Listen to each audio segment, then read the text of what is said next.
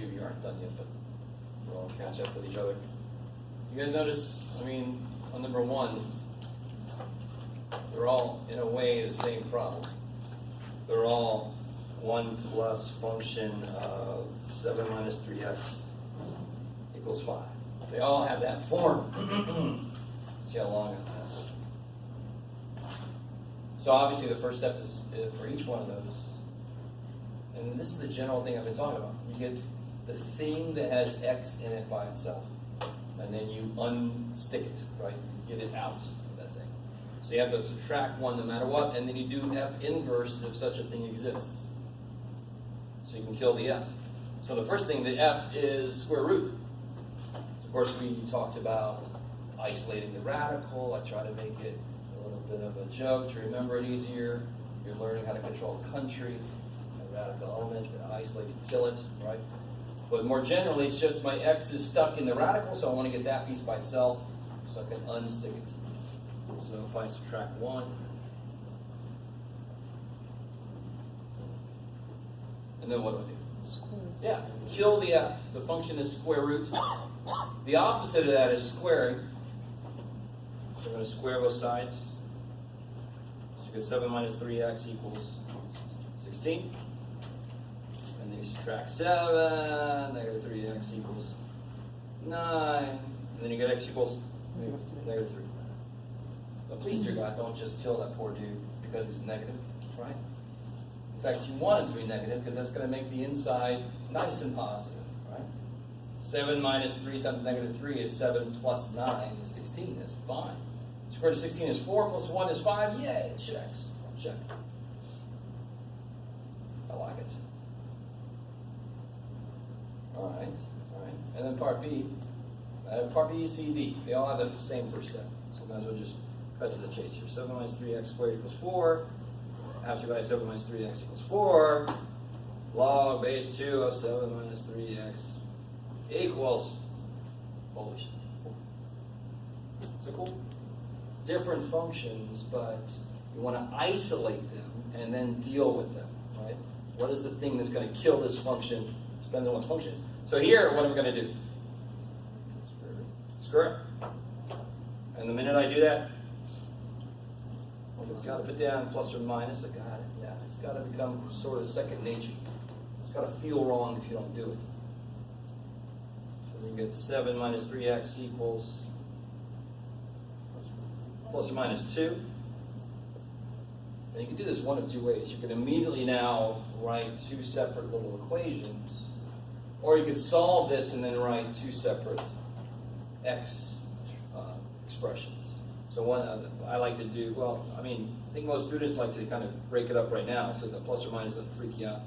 7 minus 3x equals 2, or 7 minus 3x equals negative 2. Is that cool? That's how you deal with plus or minus. So then if you solve this one, you'll get x equals 5/3, right?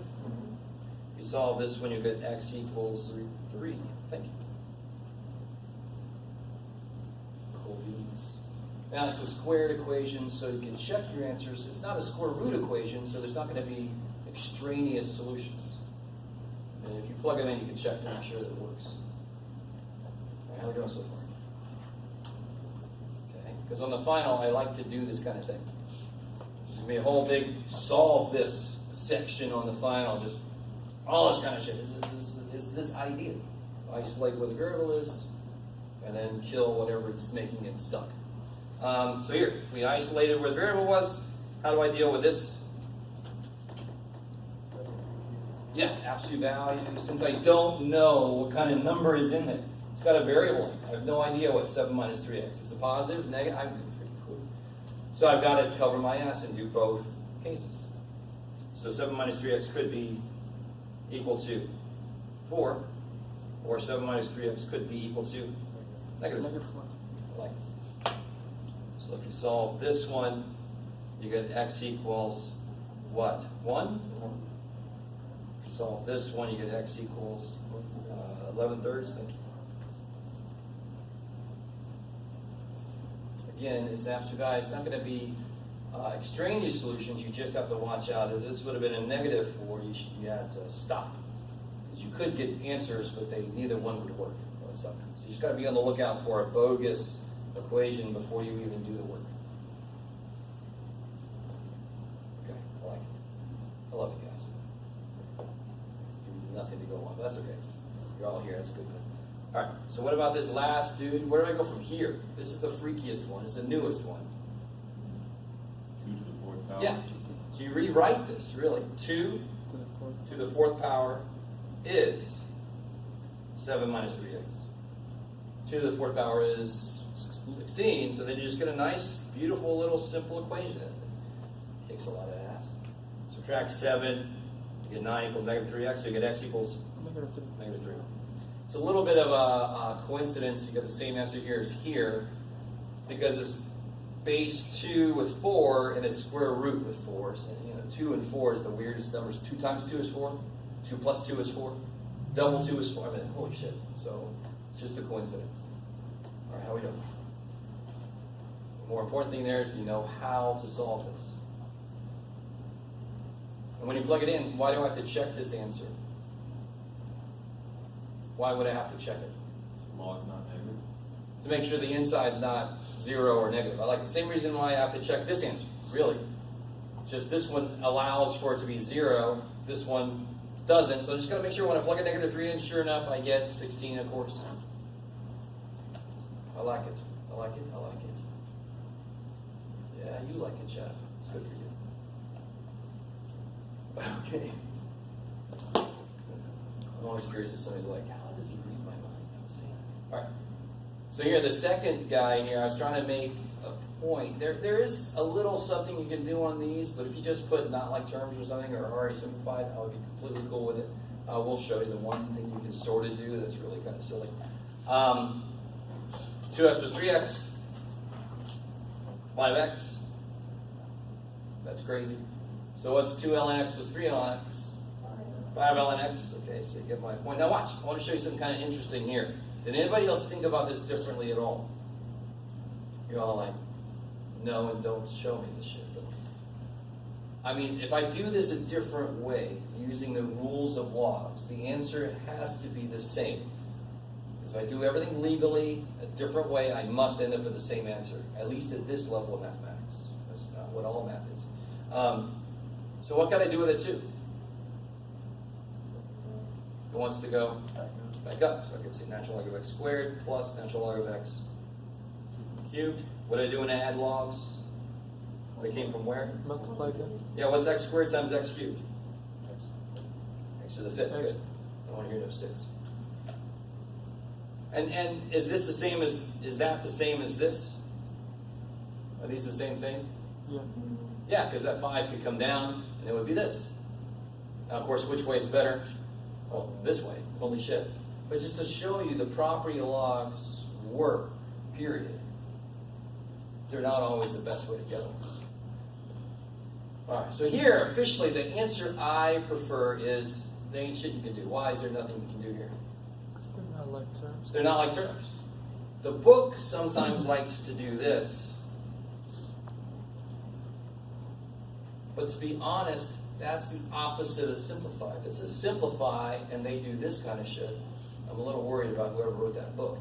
Because this is undoing multiplication. That's not really simplifying.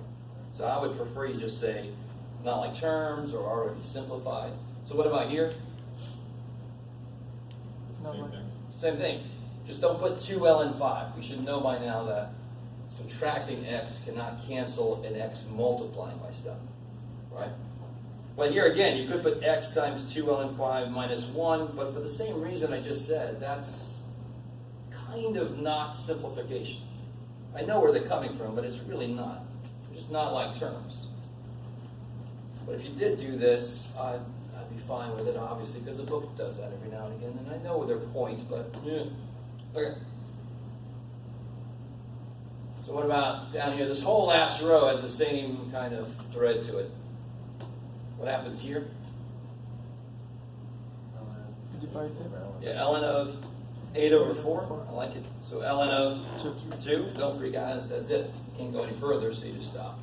Don't expect it to come out to be the answer is 3. No, ln 2 is a fine answer. So this is basically going to be the same thing. I got to do, oh my gosh. I got to do something. How do I rewrite that in the first place? X squared minus x over x. That is correct, sir. So you have to put a ratio just like we did in the one before. So now I got a bunch of variables running around. Now, I know there's an ln right there, but the inside doesn't give a shit about it. It is x squared minus x over x. What can I do with that? Can I just kill these x's? No. I want to. That's too bad, Jeff. What do? You do. How do you simplify this fraction? Pull out x. Pull out x, exactly. You factor, right? That's how you simplify rational expressions. You factor so you see what's common, so you can kill it. What comes out on the top? X. What's left? X minus 1. And on the bottom is an x. So, of course, those cancel. You get ln of x minus 1. Bam! Bam. Okay, I like it. Okay. And then finally, this guy. We'll look at this guy a couple different ways. We'll do it the way it seems to be leading us towards anyway. How do I rewrite this? 3x over x. Be a log base b of 3x over X. x. Bam. So log base b of 3. 3. Now watch this. Now again, just to show you that the properties work no matter which way you use them. Couldn't I break this one up? Isn't that 3 times x? So where that's log base b of 3 plus log base b of x minus log base b of x. So then, of course, these cancel, and you get log base b of 3. They get the same answer, right? I mean, it's just it doesn't matter what order you do certain things. You know, so order operations, the basic operations, but very often it doesn't matter what order or how you apply properties. If you apply them correctly, you'll get the same answer. Okay. If any of you make it to calculus, I don't know if that's in your future. Calculus, anybody have to go to calculus? Oh, okay, okay. Logs are freaky with calculus for sure. They're really nifty. So just think back to my statement just now. When you're in calculus, you go, shit, he was right. You have to go to 280. It really gets freaky. All right, so just identifying these guys. What is this? You shouldn't have to do anything to it to tell what it is. Now, let me see. So maybe you had to do something to kind of, it's not really in the right form, right? You could have your sheet from the other day sitting out in front of you to help you with this last one. But I know what it is. If it was a circle, what would have to be true? What would the operation have to be? In between the x squared, y squared, it'd have to be a plus. It'd have to be a plus to be a closed thing. It's not a plus, it's a minus. So what shape is it going to be? Hyperbole. It's not closed. It's open. Right? Somebody cracked it open. Oh, shit. So this is going to be hyperbola. Yes, sir? So whenever there's a negative between x and y, it would be hyperbola. Yeah. If the x squared piece and the y squared piece are being subtracted, it's hyperbola. It doesn't matter what the 25 is, like if it's positive or negative. Oh, on this side? Yeah. No. The funny thing is, right now, could anybody tell me what axis that would sit on? The x or the y axis? Which one does it sit on? X. Is it like this on the x or this on the y? It's on the x. Why? X is positive. Yeah, you got it. Now, if the 25, if this 25 was negative, wouldn't it divide by a negative? Wouldn't these change signs? And then it would become one of these. That's all. Yeah. So that's why the standard form has a 1 on that side. That's one reason it does that, is so that any negatives, you make sure that you got those x's and y's in the right order. So you know if it's on the x-axis or on the y-axis. Right? It's freaky, that's hard to do. So it always has to be a positive? So to put it in, what would this look like in standard form? Let's go ahead and do that. How would you put this in standard form? This has got to be a 1. So you just have to do what? Yeah, divide by 25. So you get x squared over 25 minus y squared equals 1. That's standard form. So if this was a negative 25, I would have divided by a negative 25. and the x and y would have changed signs. And then it would have been this kind of parabola, not this kind of parabola. I mean, hyperbola. Okay, how are we doing? What about part B? Again, you shouldn't have to do any work, although hopefully you guys sort of start doing the work as your brain goes, I see what to do. But without doing any work, is that a circle, ellipse, hyperbola, parabola? Circle. Yeah, why is it a circle? There's two things. You can factor the y squared minus 12 into y minus 6 squared, so it's x. Oh yes, you can complete the square, I love it. But even without doing that, the x squared and y squared pieces are adding, and they have Square. coefficients that are the same. Why was this? If that was a plus, that would be an ellipse, because the x and y squared pieces have different coefficients. Remember when we talked about that means it's going to open, it's going to go further in one direction than the other. We saw that the other day. To be a circle, the x squared and y squared pieces have to have the same coefficient. So if there was a 4 here and a 4 there, it would still be a circle. It would just have a smaller radius, because I have to divide by that 4 to have a smaller radius. Poor little teacher. All right, so this is definitely a circle. What about this guy? This guy's a little bit freaky, but what's definitely different from the first two in this one? There's no y squared. So it's going to go back in time. Can't you solve that for y then? So you get a y equals some function of x squared. Y equals x squared is a parabola. So if one of the variables is not squared, it's a parabola. Parabola. And finally, this guy, I pretty much gave this one away, hopefully. What's the main difference between the circle and this guy? Different coefficients, so this is going to be ellipse.